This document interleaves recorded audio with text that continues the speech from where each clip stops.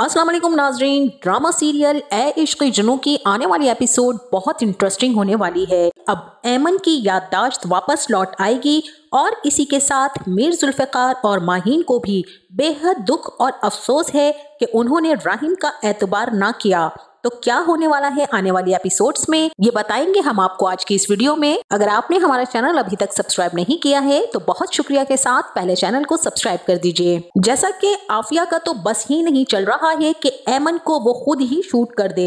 हसद और जलन की जिस आग ने आफिया बेगम के घर को अपनी लपेट में लिया हुआ है, वो खुद आफिया के अपने हाथों की ही लगाई हुई है। और आफिया बेगम की मिसाल वही है कि जलता रहे हमारा आशियाना, हम तो देखते रहेंगे। उधर माहीन को भी इस बात का इल्म हो चुका है कि राहिम बेकसूर है। अब हो ही क्या सकता है कि जिस वक्त राहिम माहीन से एतबार और भरोसे की भीख मांग रहा था और माहीन को ही अपना सब कुछ मान रहा था, तब माहीन ने एक ना सुनी। आज माहीन उस वक्त और लम्हे को सोचकर बहुत ही डिप्रेस हो रही है। जब माहीन राहिम से मिलने गई तो उसे बेहद पशेमानी और निदामत सी महसूस हुई। ऐमन को राहिम की जिंदगी में देखकर माहीन को अपना आप बिल्कुल खाली महसूस हो रहा है। और उधर अली नवाज बेचारे को तो कुछ इल्म ही नहीं है कि यहाँ पर क्या खिचड़ी पकी हुई है। वहीं दूसरी तरफ शहरोज ने भी अली नवाज को एतमाद में लेते हुए ऑफिस ज्वाइन कर लिया है। इस बात से अली नवाज का सीना चौड़ा हो गया। अब शहरोज साहब ऑफिस में जाकर क्या चालें चलेंगे और अली नवाज के बिजनेस को मजीद कैसे नुकसान पहुंचाएंगे, क्योंकि सीट पर बैठना कमाल की बात नहीं है बल्कि सीट पर बैठकर काम करना कमाल की बात है। और वहीं दूसरी तरफ अली नवाज ने भी ऐमन की बेलौस मोहब्बत और वफादारी देखते हुए ऐमन को दिल से कबूल कर लिया है। अली नवाज के दिल को बेहद तसल्ली महसूस हुई कि राहिम को इससे बढ़कर भी इस दुनिया में कोई चाहने वाला है। तभी ऐमन की हालत देखकर अली नवाज ने बेहद इसरार के साथ ऐमन को घर भेज दिया है ताकि वो आराम कर सके। काफी दिन और रात के जागने की वजह से ऐमन की हालत कमजोर सी हो गई थी, इसीलिए अली नवाज अब खुद राहिम के पास रह गए। अब दूसरी तरफ बोर्ड ऑफ डायरेक्टर्स की मीटिंग अटेंड करने के बाद शहरोज अपने तौर पर ये कोशिश करेगा कि बिजनेस का जो भी नुकसान हो चुका है उसके पीछे मीर जुल्फ़िकार का हाथ है। इसीलिए शहरोज अब मीर जुल्फ़िकार के पास पहुंचेगा और तमाम तर मामलात जुल्फ़िकार के सामने रखेगा। साथ ही ये भी कहेगा कि मेरे बाबा बहुत परेशान हैं और मेरी प्रॉब्लम ये है कि मैं उन्हें परेशान नहीं देख सकता।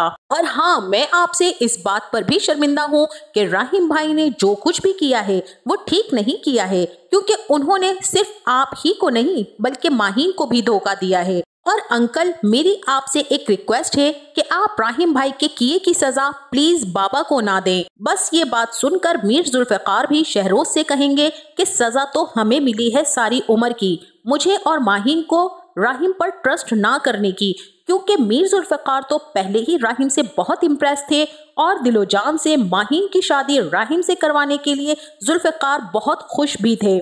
मगर हालात की सितम ज़रीफ़ी जिस शख्स की वजह से तमाम मसाइल पैदा करती चली गई, वही सितमगर जुल्फ़िकार के सामने बैठा राहिम के किए गए इक़दामात को कोस रहा है। अब माहीन का भी बस नहीं चल रहा होगा कि वो खुद को आग ही लगा दे। जिस तरह उसके जज्बात और एहसासात प्यार की आग में झुलस कर जल गए, अब वो अपने वजूद को भी खत्म करने के लिए पूल में पेट्रोल डाल देगी। आज जैसे ही माहीन माचिस जलाएगी तभी जुल्फ़िकार वहां पर पहुंच जाएंगे और माहीन को इस इक़दाम से रोकते हुए कहेंगे, खुद को खत्म कर लेने से क्या होगा, तुम्हें जिंदा रहना है।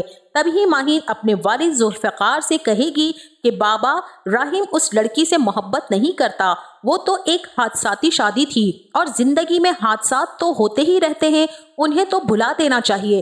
राहिम भी इस हादसे को भूलकर मेरी तरफ लौट आएगा बाबा, मैं उसे उसका मान, प्यार और मोहब्बत लौटा कर रहूंगी। मैं उस पर ट्रस्ट ना कर सकी जिसकी मुझे बहुत बड़ी सजा मिल रही है। राहिम को खोने की अजियत मुझे जीने नहीं दे रही। तब ही जुल्फ़िकार अपनी बेटी माहीन के साथ खुद भी मिलकर रो पड़ेंगे कि वाकई राहिम की बात ना सुनकर और उससे दुश्मनी मोल लेकर जुल्फ़िकार भी खुद से नजरें नहीं मिला पा रहे हैं। जी तो नाजरीन, अब आ जाएगा वो मंजर जिसका था सबको बहुत ही बेचैनी से इंतजार, और वो है ऐमन की याददाश्त का वापस लौट आना। जी हाँ, ऐमन की याददाश्त जो कि एक मुअम्मा ही बन गई है इस ड्रामे की कहानी में। तो नाजरीन, जैसे ही ऐमन तैयार होकर अस्पताल जाने के लिए घर से निकलेगी तभी शहरोज बदमाश घर में दाखिल हो जाएगा, क्योंकि उसे आफिया बेगम की सख्त हिदायत थी कि वो ऐमन के आमने सामने ना हो। अब शहरोज जैसे ही दरवाजे से अंदर आएगा तभी ऐमन की नजर शहरोज पर पड़ेगी और उस रात के तमाम मनाजिर ऐमन की आंखों में घूम जाएंगे। यही वो शख्स है जिसने मेरी जिंदगी बर्बाद की है। अब ऐमन खुद को संभालते हुए कमरे में आकर खूब चीख चीख कर रोएगी और उसे कुछ समझ नहीं आ रहा होगा कि वो क्या करे। लेकिन अब ऐमन भी शहरोज को नहीं छोड़ने वाली है। शहरोज को पुलिस के सामने लाकर खड़ा करेगी और शहरोज भी अपने सारे इल्जामात यहाँ पर अपनी माँ के सर पर डाल देगा कि मुझे इन्होंने कहा था ये सब करने के लिए, मैंने इनके कहने में आकर ही वो सब कुछ किया। आफिया बेगम और शहरोज दोनों को जल्द ही जेल होने वाली है। आपका इस बारे में क्या ख्याल है, हमें अपनी राय से जरूर आगाह कीजिएगा। जाते जाते वीडियो को लाइक और चैनल को सब्सक्राइब करना ना भूलिएगा। अपना बहुत सारा ख्याल रखिएगा। मिलते हैं नेक्स्ट वीडियो में, तब तक के लिए अल्लाह हाफिज।